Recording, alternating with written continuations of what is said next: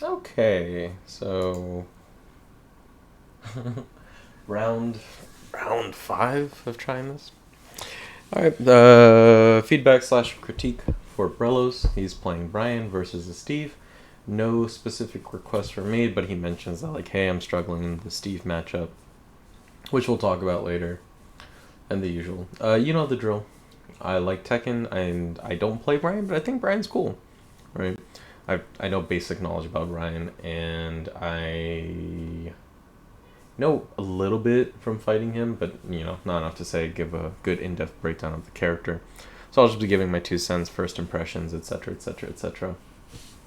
A thing to consider is checking out Peter Y. Mao's channel.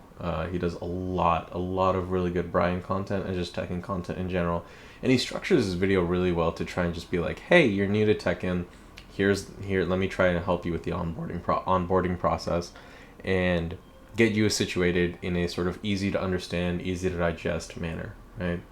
He has a lot of Bryan videos, and I would definitely recommend his channel and Discord to just kind of be like, hey, I'm new to Bryan.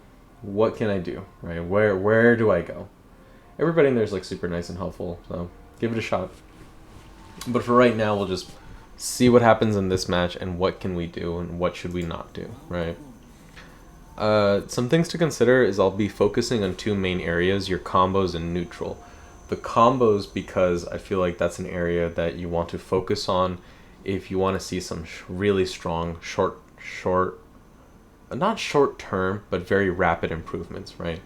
Bryan has a lot of counter hit tools, and these counter hit tools are, devastating at the early stages, because a lot of people they don't even know how to defend in general, let alone defending against Bryan. And oftentimes, just in general, online people are very, very aggressive. So you'll find people, characters with strong counter hit launchers will see a lot more opportunities for combos, right? I'm not gonna say they see a huge amount of success, but you can generally be a lot more. What's the word? It's what's what I'm looking for. You can be a lot more, You don't have to be as restricted. You can just keep slamming your counter hit launchers, and you'll generally see a lot of high returns, right?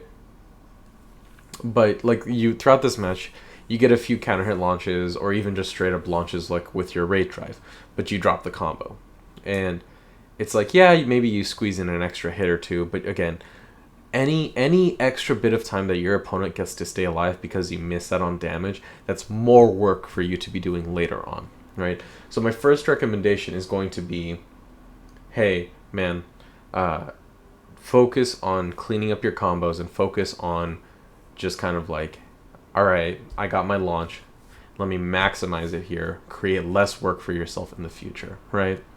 And so I bring it up now because it's not something I'm not going to spend too much energy on. It's a combo stuff, right?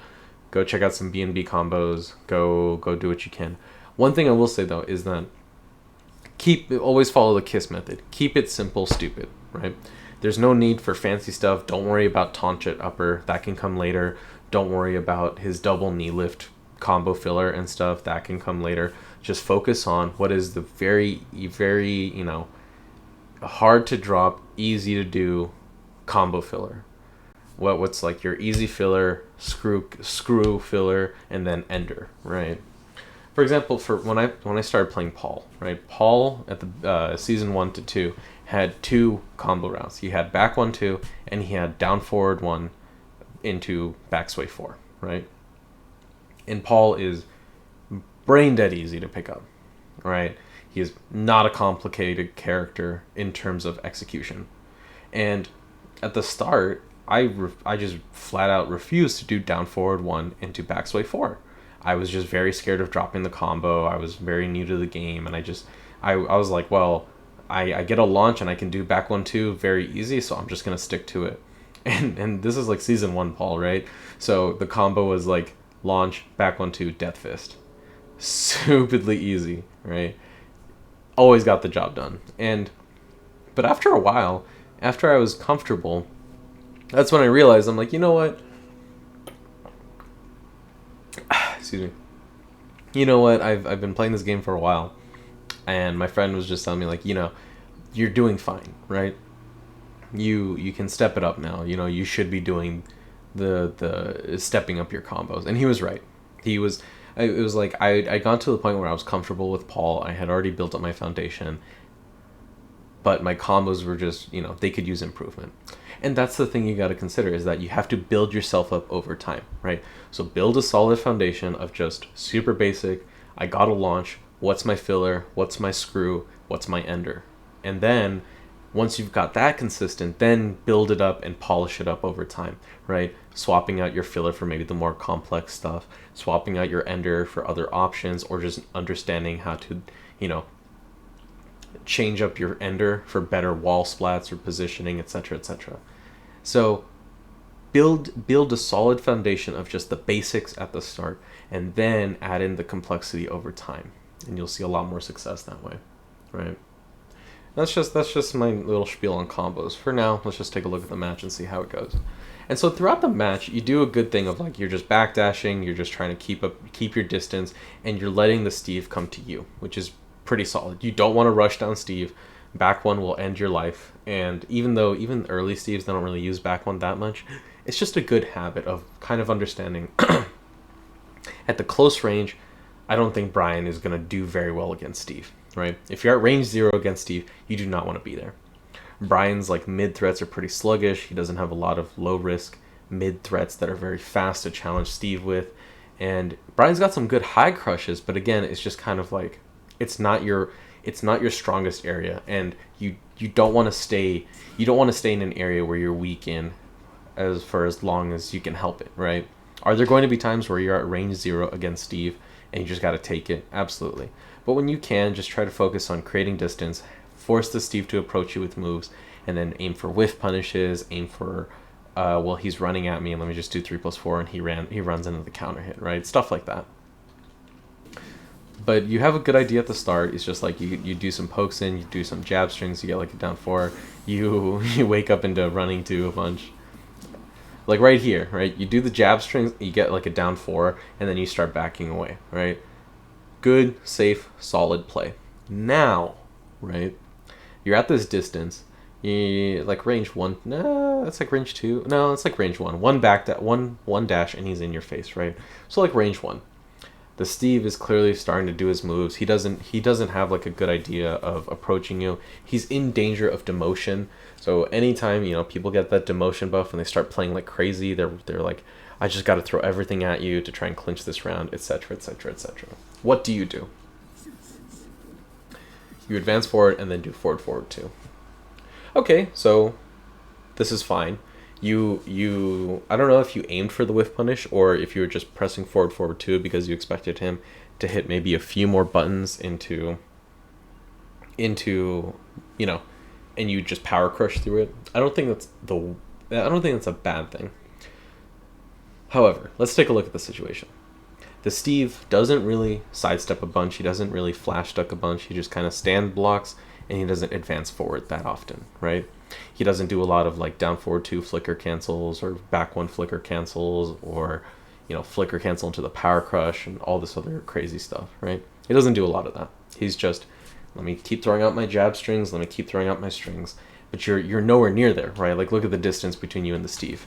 Maybe a little too far ahead, but look at the distance between you and the Steve and how he's just in whiff city. So like right here, if you did like neutral orbital, Steve advancing forward with his string would very likely get clipped by it. So those are the things you got to start watching out for in the future. But for right now, we're just going to focus on this situation. He's finished whiffing. He's kind of like, okay, well, that didn't work. Let me advance forward. But he's not really advancing with a move. So now you have an opportunity and you do forward 2. Consider this. Instead of doing forward 2, focus more on other very simple but effective options. Back 1 and hatchet kick, right? Quarter circle back 3.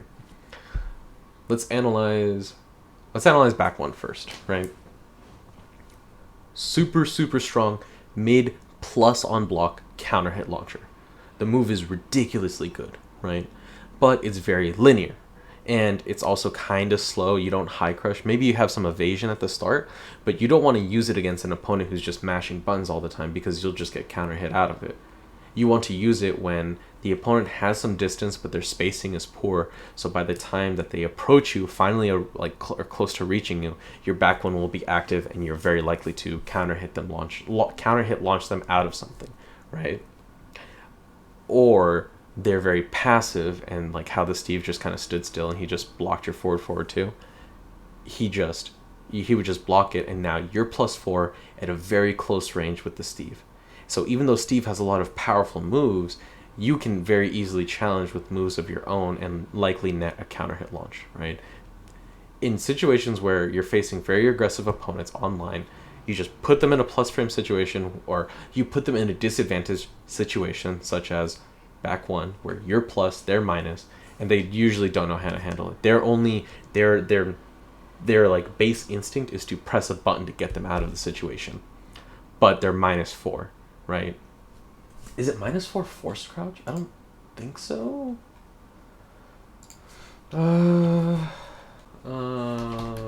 Back one. No, it's +7 forced crouch on hit. That's crazy. Okay, but it's +4 on block, and you have a plethora of tools to just demolish it, right? Compare that with forward 2, right? Yes, forward 2 is faster, but at the distance you were at, the Steve had stopped and he kind of just walked forward, like he was hesitant in his offense, right? So it's a prime situation where you're like, okay, moment of hesitation, back one, right? He's not ready to backdash, he's not ready to sidestep out of the way. He's just kind of like, well, fuck, my string whiffed, time to like gear up for the next string. And before he has a chance, you do back one, force him into a disadvantageous situation where he's likely going to mash, and then you just throw out some of your counter hit launchers. Like, how fast is forward 3?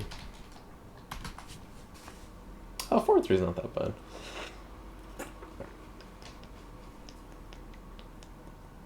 Shit's a mid. I always think it's a high. But I'm also an idiot, but whatever. Right? So a lot more going in your favor versus being -9 on block, right? Forward 4-2 isn't bad, but in a situation where you don't really need a power crush, and I'm gonna be real, like there's just very rarely situations where you need a power crush, you could be doing a different move to leave you in a better advantageous situation. Like the only time back one would have been bad if the opponent was like trying to sidestep a bunch, and at which point I don't think forward 2 tracks like that well. Like maybe, yeah, you have like the forward input, but I don't know if it tracks that well. I could be wrong, right? But we're not facing that situation. Specifically in this situation where the opponent is very linear in their movement, and you're faced with two options, both work in this situation. You know that the opponent is just going to stand block. Go for the option that leaves you in a better situation to continue your pressure and offense, right? That's just in general. But even more so when your life lead is so far behind, right? You need to start taking risk in order to swing the momentum back in your favor, right? There's playing smart. It's obviously, you don't want to mash too much, you don't want to like throw out too many buttons, but you have to take like a calculated risk in order to open up opportunities for you. There's a measurable difference between playing it very safe to avoid losing versus playing to win, right? Playing to maximize your opportunities to swing momentum in your favor. And so in these situations where, hey, I can leave myself at -9, or I can just leave myself at +4 and then go for a mix-up, right? It's, in my opinion, very clear which one you want to do. Now, another thing is, forward 4-2 is a high, right? And the moment people start seeing it, it's like, okay, well, they're going to start ducking, right? Now, let's analyze that with hatchet kick, Corsical back 3. In the first situation, assuming the opponent stand blocks, right? If they stand block forward 4-2, you're safe. You've ended your turn. You're safe, but you haven't really done anything. But if they're just stand blocking against hatchet kick, boom, you're now +4. You chunked in for at least 20 damage, and you're like right in their face. primed and ready for a mix-up, right? Now the opponent has to be like, fuck, is he going to go for another back one? Is he going to go for another hatchet kick? Is he going to go for down forward one? Is he going to go for down forward 2, 3, blah, blah, blah, blah, blah, right? Or 3+4. So many options at Bryan's disposal. Obviously, not all of them are going to be great because you don't want to challenge back one too much. Steve's back one, right? But you've gotten a lot of chip damage. You are lessening the amount of work you're going to have to do with your combos and other such opportunities and tools, right? Like, Tekken doesn't have chip damage like you would see in Street Fighter, like you would see in an anime game or Mortal Kombat or anything. The chip damage in Tekken is typically going to be like lows and throws, right? These very fast or very, very like situational moves that have some risk to them, but typically net you like an easy 10 to 20 damage with throws, sometimes like 30 to 40, right? A very easy momentum swing in your favor. So, again, the situation is you're faced with 3 options. The opponent is stand blocking. You can do forward, forward 2, which leaves you safe, but again, achieves nothing, right? All you did was do forward, forward 2, the opponent blocked it, and then you're moving on with your life. You can do back 1, and you are still safe, but now you're +4, your opponent's in your face, at a disadvantage, and they have to take your mix-up, right? Or you do hatchet kick, right? You're +4 in your opponent's face, they have to take your mix-up, and you got some chip damage in. And you also got mental damage. Nobody likes eating lows, right? It takes a very strong mental fortitude to develop that like endurance to just be able to be like, okay, I'm going to eat like 3 hatchet kicks in a row, but I'm not going to panic, right? At these early stages, the opponents you're facing, once you hit them with like 1 or 2 hatchet kicks, they just start mentally breaking down. Nobody likes blocking low online. It's ridiculous. So of those situations, two are pretty close, right? Do you want to do like a safe avoid the ducking option, which we'll talk about in a minute, or do you want that, possible risk, but you're netting some damage, lessening your workload in order to come back in the match, right? And I just don't think forward, forward 2 is the play, right? There are situations where you do want to use forward, forward 2. I just, you don't need it for these situations where it's your time it's time to take your turn. Let's talk about ducking, right? Forward, forward 2 and hatchet kick both lose to ducking. However, if the opponent ducks forward, forward 2, you're getting launched, right? Even Steve can launch you. I'm pretty sure the whiff recovery on forward, forward 2 is generous, right? It's not like Lydia forward, forward 2. It's not like Lydia 3-2 or pre-patch, whatever. It's not an electric. It's got some pretty generous, whiff recovery. You're gonna get launched, or you're gonna get punished, right? Versus hatchet kick. If the opponent low blocks, you're not in the greatest situation. Like hatchet kick is a -13 low, thankfully, right? But you're not going to get launched. Yes, they blocked it, that sucks, whatever. But you're not going to get launched. And that's the important part. The risk you take, both options are countered by the similar method, but both have their own different uses, right? And one is, okay, if the way they counter this leads to you getting launched, right, with forward, forward 2, or the way they counter this is just blocking, and they block hatchet kick, and you're like, okay, whatever, and you move on with your life. Maybe they punish you, and Steve has, Sonic Fang as a punish. It's okay. As a wall standing punish, it's whatever. It's good. He has it, but you're not shitting your pants that you just got punished for going for hatchet, right? So that's really what it's going to come down to in a lot of like these neutral situations. You're faced with a situation where it's your time to attack, and then you go for a move that doesn't quite advance your game plan enough, right? Remember, always go for this option that's going to offer the most reward for the least amount of commitment, right? Back one's very low commitment. When you're not facing an opponent who's like sidestepping a bunch, jabbing his way through everything, mashing his way through everything, there's very little commitment you got to make to back one. You advance really far forward, right? You just got to be like, all right, he's going to block this, or if he gets hit, you're even better. Hatchet kick is a bit more commitment, right? It can be tricky to space if you're not familiar with it, but they're such core tools that it's like you want to start using them as much as you can so you get more familiar, right? Like back one and hatchet kick are really good,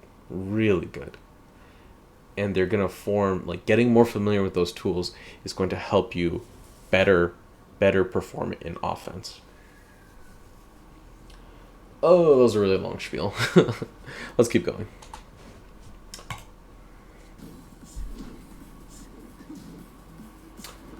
So, nice.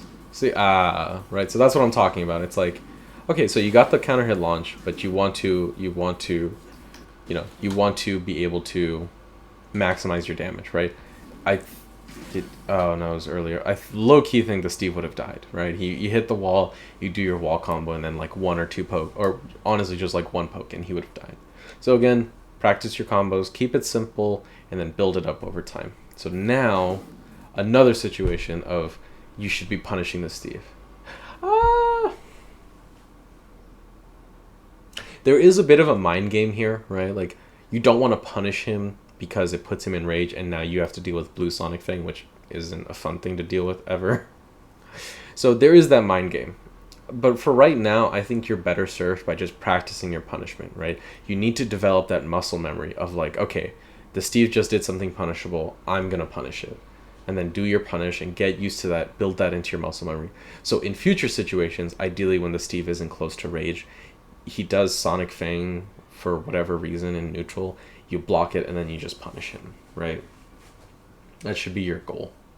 Worry about the mind game meta with like rage and stuff later on. For right now, just always try to be maximizing your damage, maximizing your punishes, and then develop a sense of like, okay, I can go for the punish, but I can also just wait it out and go for like a bigger launch opportunity, so you don't have to deal with you can deny your opponent a valuable resource.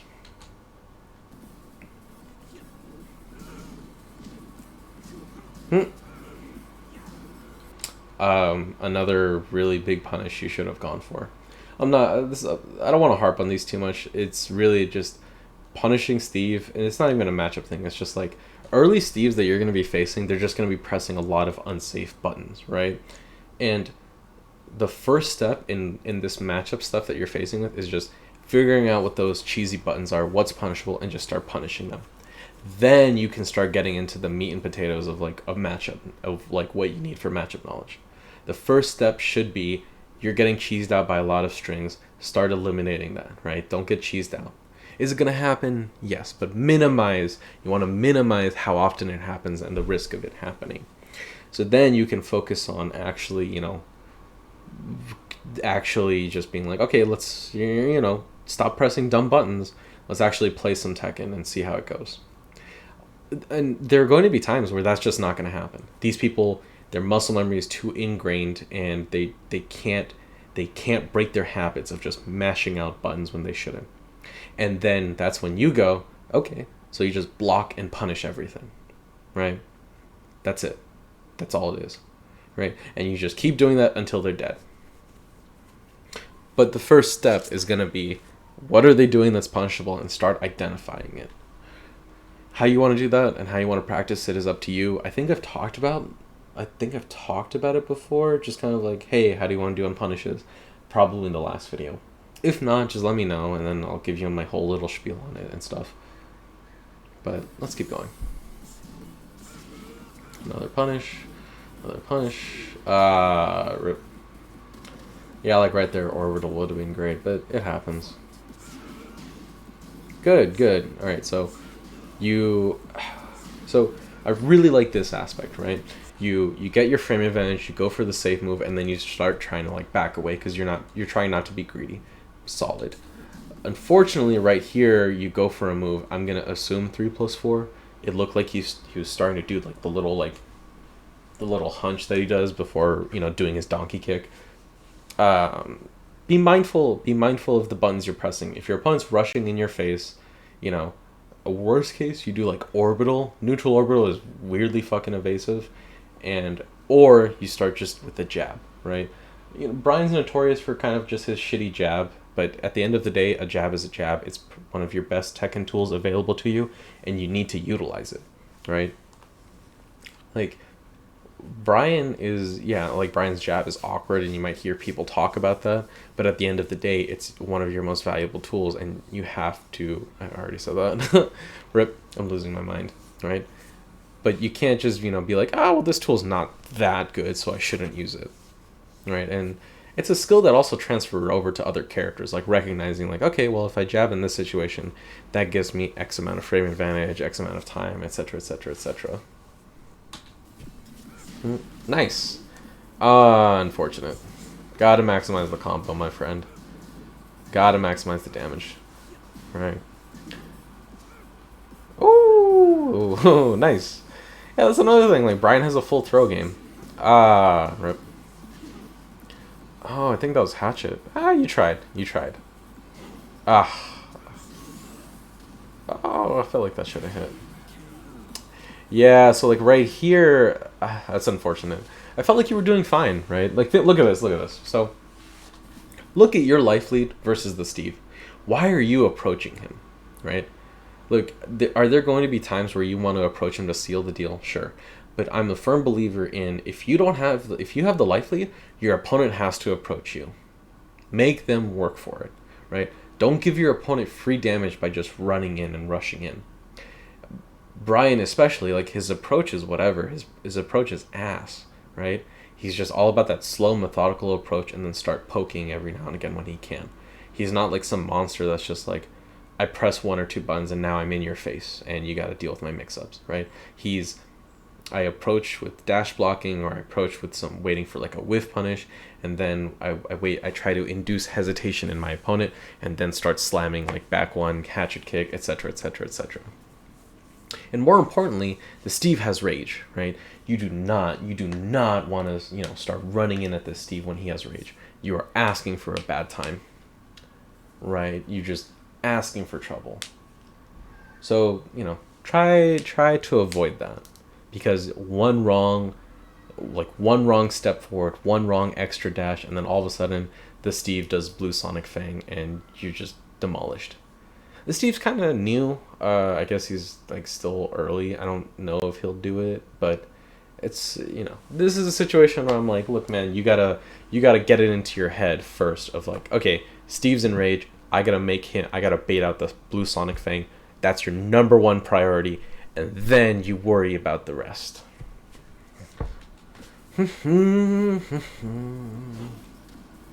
Unfortunate. You tried your best. Oh, nice.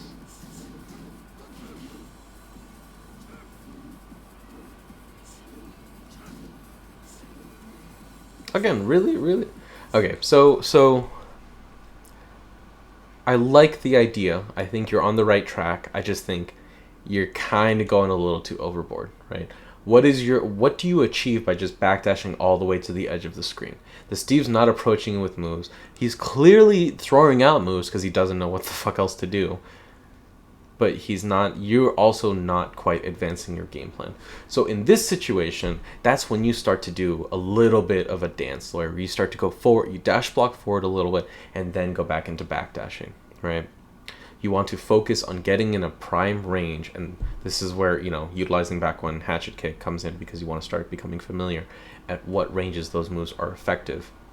And you want to start being like, okay, let me get a little bit closer, see how it works out, right? What's the range where I can like safely let him whiff and then go for an easy whiff punish, right? Or doing like a forward dash into neutral orbital, and then people see orbital and they see red. It's like waving a red cloth in front of a bull. The moment they see the cloth, they just start charging at you because they're like, how dare this person neutral orbital in front of my, on my property and all this other stuff, right? So that's the mind game. You don't want to advance too far back, because at that point, yeah, you have a bunch of real estate to work with, like you're safe, but it's like you're not doing anything. And the Steve is advancing, but clearly not enough to where you will be likely to net a counter hit launch opportunity, right? So I would tone this down a little bit. You don't want to be too far away, slightly closer, so when he starts whiffing stuff, you start whiff punishing, right? Try to work that in for future situations, for future matches. Like right there, if you instead of, so like right here, you dash forward slightly. Did you? Yeah, like right here you dash forward slightly. He starts whiffing. That's a huge whiff, and you could have done something like jet upper or just doing forward too, right? easy whiff punishes. Easy, if you didn't overcommit to the backdash. So it's that thing of like, start developing a sense of, okay, he's clearly just whiffing buttons. He doesn't know how to approach. I can safely approach a little bit closer, wait for him to whiff another string, and then just boom, whiff punish him. Right? So that's the thing you gotta focus on. Unfortunate.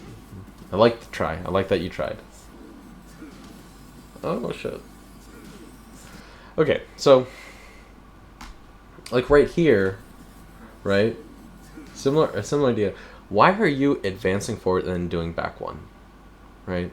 Again, this is a situation where back one is good, but if the opponent's just mashing strings and you're not first making sure that they're whiffing, you gotta be very careful there, right?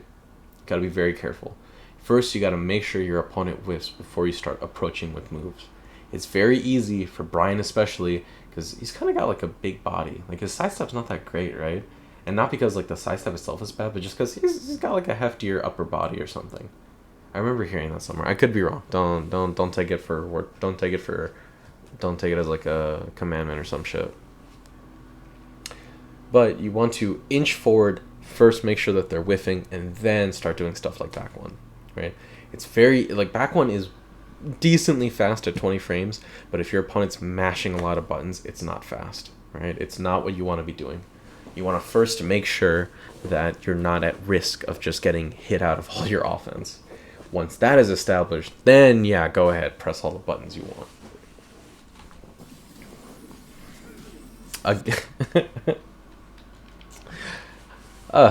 Rip.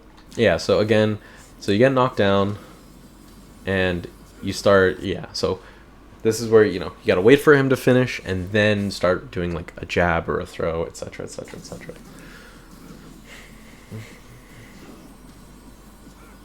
Nice.